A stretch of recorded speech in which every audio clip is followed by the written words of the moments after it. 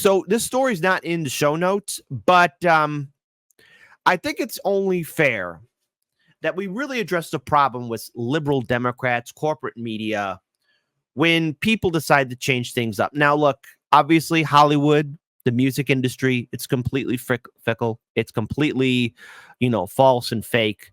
And it's a rarity in which you find a celebrity or a musician, someone of that atmosphere, that sphere of influence that, will say something that's very true, or either that go up against the norm. Okay. And unfortunately, in Hollywood, in the music industry, in entertainment, when you go up against the flow of the liberal ideology, you become ostracized.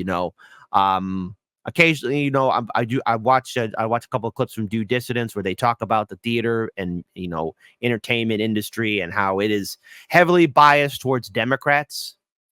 Well, this article here is from the New York Times, and it's talking about Janet Jackson.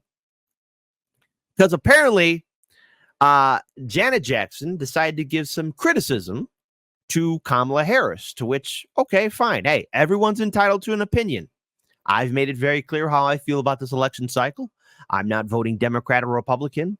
I don't want to support the two-party system. I despise money in politics, and I despise the policies and ideology of the Democratic Party and the Republican Party, because after all, they're owned by lobbyist groups, big oil, AIPAC, the military-industrial complex, big pharma, the healthcare insurance industry, and so much more. If you're an American voter and you think you have a seat at the table, if Donald Trump or Kamala Harris wins the White House, you are gravely mistaken. Grow up. You're better off believing in Santa Claus or the Tooth Fairy or leprechauns or the Loch Ness Monster or Sasquatch, whatever which one you want to believe in. But a politician that cares about you in D.C., well, that's a child's fantasy, because that is just completely unbelievable. But she did get a lot of pushback. So let's go ahead and talk about it. Let's find out what exactly is going on. So there's an article from the New York Times. Janet Jackson repeats false claims about Kamala Harris's race. After Ms. Jackson told The Guardian that Ms. Harris is not black, her representative said a man who apologized on her behalf was not authorized to speak for her. Chances are that's a person close to the industry who said, like, okay, I got to quickly fix it. But the thing is, okay, well,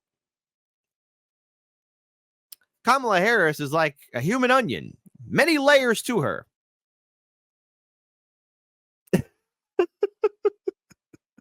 Oh, I said this election cycle was going to be hilarious. I said it was going to be funny. I said it was going to be interesting. It's not the most important, though. But I'm feeling vindicated with every single second.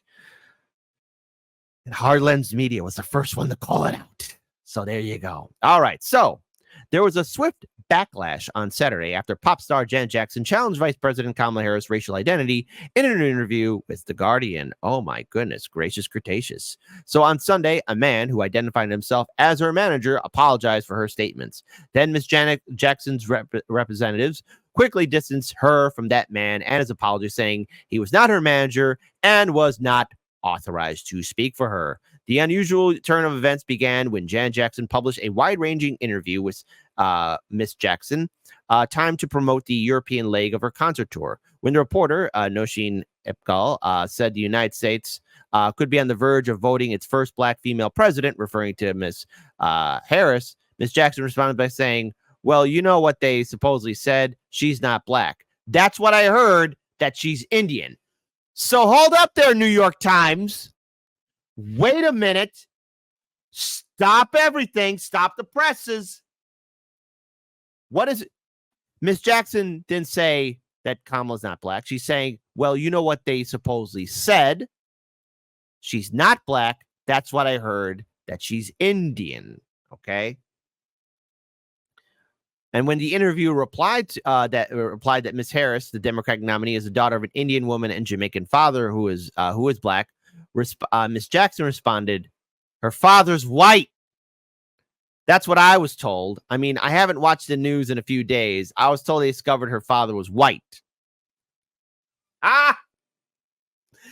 Okay, so there's a lot of controversy surrounding her, right, about this. But the thing is, the way the liberals are melting down, a lot of the vote blue, no matter who sycophants, because the meme is very true. Okay, if any one of you seen like the Leonardo DiCaprio meme where he plays the Great Gatsby, or where his role in the Great Gatsby, and then also in Django Unchained, you know, it starts off with how liberals view you, how liberals change as soon as you go up against their ideology, and it goes from the Great Gatsby to Mr. Candyland. I gotta tell you, these liberals are the biggest hypocrites ever. Okay, they are frauds of the highest order. All right, listen, hey, don't worry. Republican establishment politicians are exactly the same, but with the Democrats, it's a different kind of flavor because, man, have they perfected the mask of lying to suckers. I mean, voters. Across social media, people express their bewilderment over Miss Jackson's comments. Oh, heaven forbid somebody have their opinion about another person. Maybe that's their opinion or how they have been told things.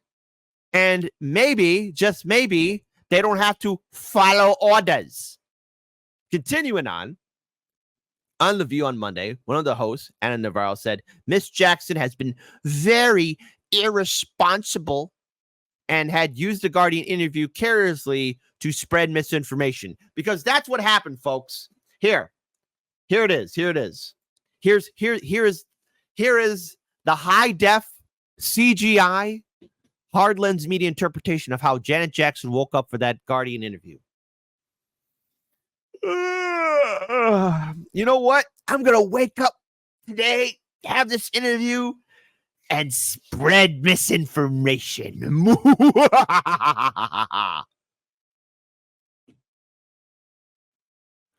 All these people, these Hollywood hack frauds, these media elite who are going to bat for Kamala, the whole system's crashing down, and I love it.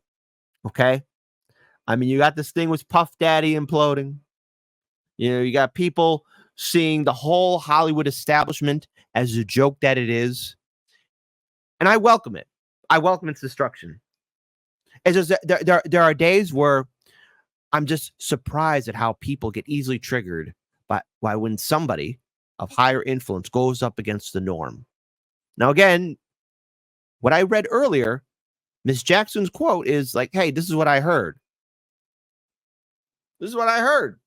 And, you know, there's been a lot surrounding Kamala in regards to her changing her accent or how she's, you know, speaking or her origin story. You know, she talks a lot about her mom. What about her dad?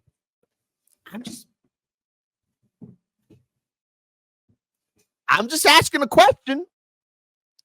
Anyways, Mo El-Masari, who said he was Miss Jackson's manager, issued an apology on Sunday in which he said her earlier statements were based on misinformation. Miss Jackson, he told BuzzFeed, oh, BuzzFeed, you're still around? You're still here?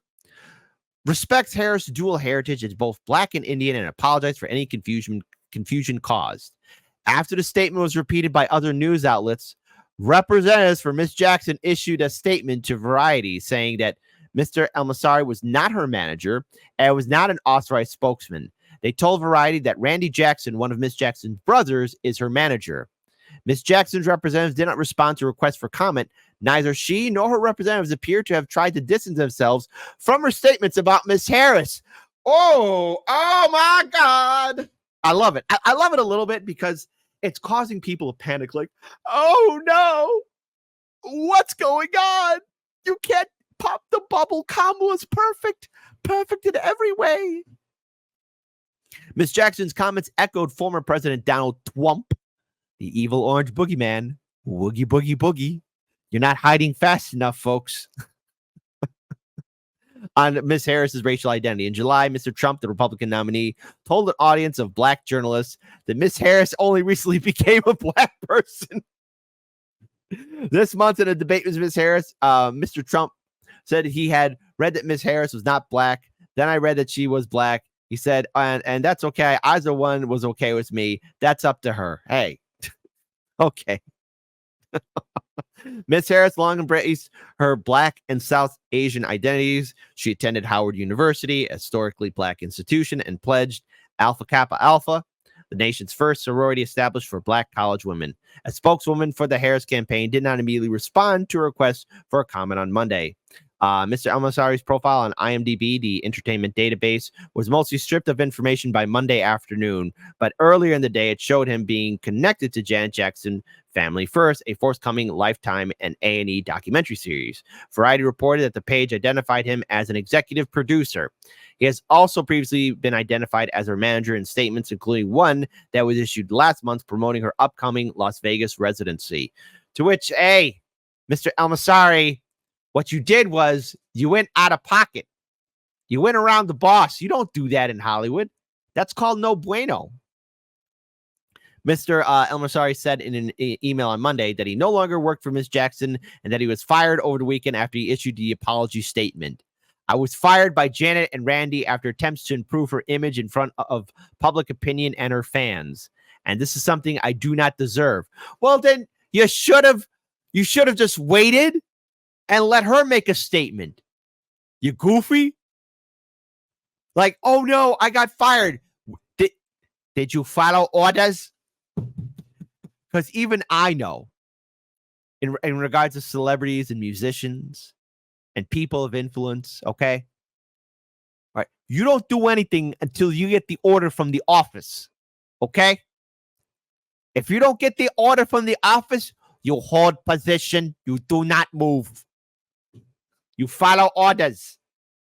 So it's rather funny to me. It's hilarious to me that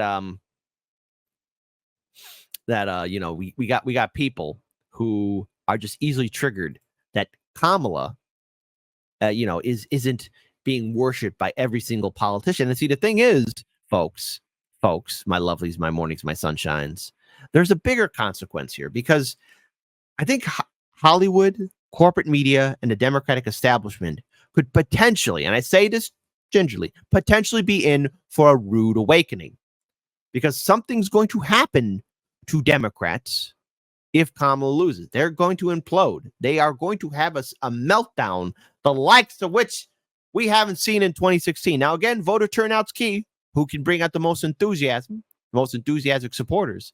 But honestly, I'm just going to speak directly right now to Trump supporters. Listen to me, Trump people. I do want to see a Democrat meltdown, okay? Because I want to laugh at these liberals, okay? So you people better turn out to vote. But I'm going to be voting third party and independent. But you guys, balls in your court. You guys and gals. So, because look, I'm going to switch it right here, because this is a video segment from BSDNC. Shout out to Case Study QB, who's wrongly being censored, but talks about how a majority of Black swing state voters are backing Kamala Harris, but yet young Black Americans not as committed to the Democratic Party. Now, one has to wonder, why would young Black Americans not be committed to the Democratic Party? Maybe it's because Democratic Party hasn't followed through with any of its promises for Black voters. And again, just bringing it local here to Chicago, I have never seen such a growing movement in the Black community against the Democratic machine. Now, again, still in its infancy, but I never saw this before. And it's something to take into account. So again, huge shout out to Case Study QB. He's wrongly being censored, but let's play this video. There are new polls that are giving Democrats a real boost of optimism about where they stand in their battle against Donald Trump. But a recently released Howard University poll reveals that some red flags are there, and it's not just for November, but also for the future of the Democratic Party. First, let's get into the good news. The poll of Black voters in 7 key battleground states showed overwhelming support for Kamala Harris, 82% for Harris versus 12% for Trump, with 6% undecided or choosing a third party. But a closer look shows both a generational and a gender divide that might force a reckoning in how they approach what has been their most loyal voting bloc as we look forward to future races. With 89% of Black voters over the age of 50 saying that they would vote for Harris, that number drops to 75% for Black voters under 50. Now, 75% seems like a strong number. Young Black Americans, however, are clearly not flocking to MAGA, but they are not as partisan or loyal to the Democratic Party as their parents or their grandparents. And that is especially true for young black men. For black men under the age of 50, 72% surveyed chose Harris, while 21% favored Trump. Now, why is this happening? Why there is a shift, and we have seen this for quite some time here in America, where parties do shift and generations do change their allegiances. Now, I want to be clear here, all right? And this goes out to diehard Democratic voters and diehard Republican voters. I get why you support your party. Maybe they represent your values or everything else, but just remember that these politicians are living it up in D.C. I mean, they got that nice six-figure salary, gold-plated healthcare, and I get it. Everyone wants to be part of a group. But why is there a shift changing? Why do you seeing young black voters maybe potentially switching over to Donald Trump? It's because they've seen the policies of the Democratic Party. Now, from 2008 up until now, the Democrats have had the presidency for quite some time. All right. Now, let's be clear here. 2008, Obama gets into office. He's dealing with the legacy and aftermath of the Bush-Cheney administration, those 8 years under Republican rule, which Obama didn't do anything about. We went from 2 wars to 7. We got rid of habeas corpus. Don't need that no more.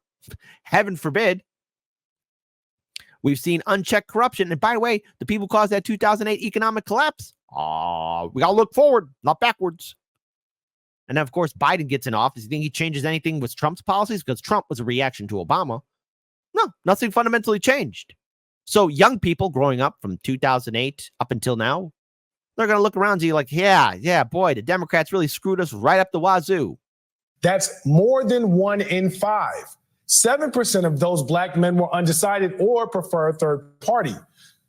28% of young black male voters say that they will go for Trump or someone else over Harris, and that should be a 5-alarm fire for Democrats. Because for decades, winning national elections has meant running up huge margins with black voters for Democrats. On Tuesday, at the National Association of Black Journalists panel in Philadelphia, Vice President Kamala Harris was specifically asked about young black male voters. Here's what she said. I think it's very important to not operate from the assumption that black men are in anybody's pocket. Black men are like any other voting group. Even when she's trying to be coherent, she still screws it up, you know? I mean, you got Kamala who does word salads and says things, because even Oprah couldn't save her, okay? Because if you notice that sit down was her and Oprah, like even Oprah's kind of shaking her head like, come on, what is the Oprah thinking by helping you? Madness and insanity all around. You got to earn their vote. So I'm working to earn the vote, not assuming I'm going to have it because I am black, but because the policies and the perspectives I have understands what we must do to recognize the needs of all communities. And I intend to be a president for all people. While Vice President Harris smartly promises not to take any votes for granted, these polling numbers do make me wonder whether her party has been doing that very thing for far too long. This is not a problem that started with Harris, and it's not going to end with her either, regardless of what happens in November. It is going to take a long and a concerted commitment.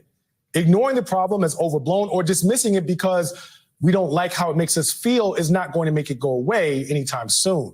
The 28% of young black male voters that are not committed to the party represent a new persuadable swing group that could decide not only this election, but many more to come.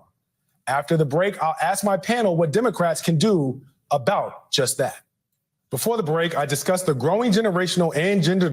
Now, we could sit there and listen to the panel, right? But I'm not going to have you guys go through that because, look, folks, there's something I need to remind you guys, okay? Maybe this is another thing, too, that, you know, we have to take into account. Democrats have to take into account because, again, their policies, Democrats and their policies will haunt generations for many years. And the thing is, the Democrats, you know, they're just as corrupt and corporate like any other neoliberal politician, any other neoliberal institution, right?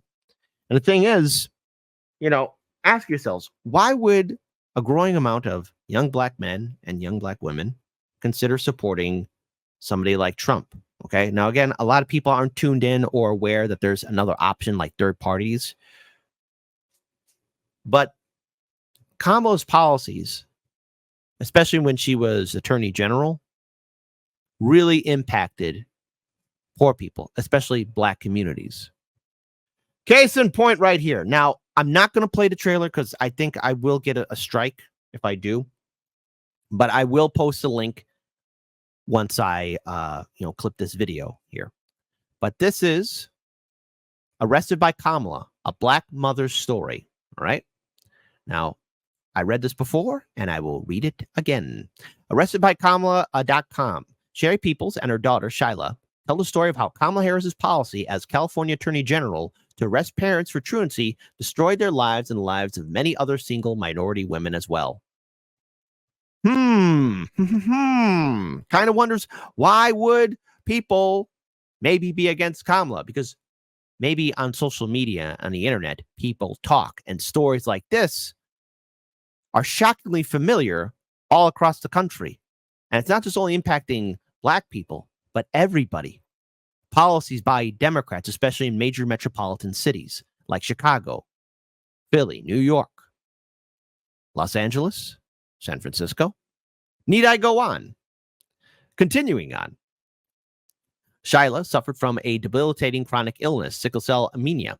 The disease landed her repeatedly in the hospital to receive blood transfusions and emergency medical care to manage her pain. All of Shyla's absences were in fact excused by her school and buttressed with ample documentation from Children's Hospital. None of that mattered to Kamala Harris, who wanted more kids in school to get more money from the state and federal governments, who providing funding according to attendance rates. Kamala had Sherry arrested, handcuffed, and perp walked in her pajamas in front of her neighbors and the media who had been tipped off. That is so humiliating. Shame on you, Kamala. Hey, BSDNC, you're going to talk about this? No, probably not. Outraged by the injustice, Cheryl fought the charges in court for the next 2 years, costing her job and her home. I'm not a political person, says Sherry, but I want people to know what Kamala Harris did to me. If she does it to me, she will abuse anyone if you give her the power. My message to all Americans, especially black Americans, is do not trust Kamala Harris. Goodness gracious, Cretaceous. And here is her GoFundMe. All right. You want to know what's really frightening? In the great state of California, there's probably more people like Miss Peoples. And it's rather disturbing and sad. But I want to return right back to this article from the New York Times. Now, Janet Jackson, she's not a politician. She is not someone in Washington, D.C., but she is entitled to her opinion. And the thing is, look, again, in the world of show business, you don't do anything until you get the order from the office. So her manager decided to run in front of it and say, yeah. She apologizes. If she didn't apologize, then fine, shut up. You shut up. But Janet Jackson had her right to say what she wanted to say. She's a voter. She has an opinion. But something else landed at my feet. And maybe explains why maybe Janet Jackson might have some problems with Kamala Harris. A lot of problems with Kamala. Because we're going to go ahead and time travel, everybody. So hold on. Hang on to your seats. See, this is why you should tune into Hard Lens Media. Because guess what? We get to go ahead and time travel. I want to give a huge shout out to good friend of the show and guest Jamal Green. Wow, Kamala is working for the prosecutor who went after Michael Jackson. Trump was defending him the whole way. Makes a lot of damn sense now. Now, this is from 2003/2004. But let's go ahead and play this time travel in a 3, a 2, and an uno. That could mean life in prison. And cases like this can depend on the testimony of the child accuser. In general, the child will be able to recall and recollect with some detail the incident, and that is persuasive to a jury, even if it is the only testimony that is available. Jackson gave a wave when he was released after booking. He's scheduled for arraignment in January. Michael's been a long-time resident of Trump Tower, and last night the Donald strongly reiterated his defense of Jackson with Larry King by going after the accuser's mother. She's had plenty of experience at going after people, and she goes after them viciously and violently, and I saw a story and I read another story about some of the things she's done, and I don't believe it. But you know what it's like when an indictment comes down. It's tough. It's presumption. It's tough. It's tough to win, but I have a feeling he's going to win, Larry. The interesting thing is I've known Michael from many different standpoints, and Michael would spend a lot of time with my kids. I have beautiful kids, and at the time, like at Mar-a-Lago, and even in Trump says, I have beautiful kids. I have the most beautiful kids in the world. Okay. I said this election cycle would be crazy, folks. I said it'd be interesting and funny. God, man. If only I knew. Perhaps I would have, I don't know, I would have said more, promoted this more, but my goodness. No, 2024 will be a year to remember. in Trump Tower, the kids were very young. Michael would come, play with the kids. He just loved children. He was not a child molester, and I am certain of that. He loved children. He'd play with my son Eric and my son Donald, and he'd just play with them forever. He loved children, but he was not a child molester. And, yeah, you know, that whole final saga of Neverland and the police and what they did was, I think, a very, very bad part of Michael's life. So, okay, there's a lot to unpack there, but it is interesting. It is interesting. It is interesting.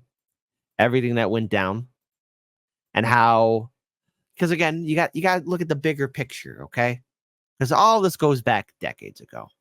All this goes back many years ago. And so people don't forget. And I think it's important for everyone that's going to be following this election cycle to not be too attached to these politicians, but also for those that believe in the hype around the Democratic machine. Just because, you know, you're used to certain voting blocks voting Democrat doesn't mean that the next generation is entitled to do so. But also, there's a crack showing in the great Hollywood machine, which I am welcoming. I'm looking forward to seeing its implosion. See, the lie that is Hollywood, the happy-go-lucky image from the music industry, from celebrities, from movies, the TV shows, streaming, it's all crashing down. It's the final curtain call to where you will see people be revealed for who they are. To quote the great Cat Williams, the prophet of our time. And I am anointing him the prophet of our time. All lies will be revealed. So remember this, folks. Remember, folks, we're only just scratching the surface. And when this whole system is revealed for the monster that it is, maybe people will wake up. But as a final note, too, look, celebrities are people just like us, well, except they're a little bit richer. But everyone's entitled to opinion. But notice the panic. Because as soon as I typed in Janet Jackson, I'm seeing all these articles from corporate media. Oh, my God, Janet Jackson's lying. Janet Jackson's lying about Kamala. Oh, my God, she's lying. She's lying. She's lying. Hey, corporate media, you know, I remember in the early days of the primary how you guys were covering the lies of Kamala and how her campaign would belly up. But then, boy, oh boy, did you shift your tune as soon as you became VP. And then, as soon as you were covering her time as being vice president, I was noticing from corporate media how everyone was saying, oh my God, Kamala Harris is the least popular vice president in U.S. history. And then as soon as she gets anointed in, boom, blooming like a flower, she's perfect in every way. You could tell a good lie for a very long time, but what do all lies have in common? Their foundation is weak. It's not stable. And it all comes crashing down.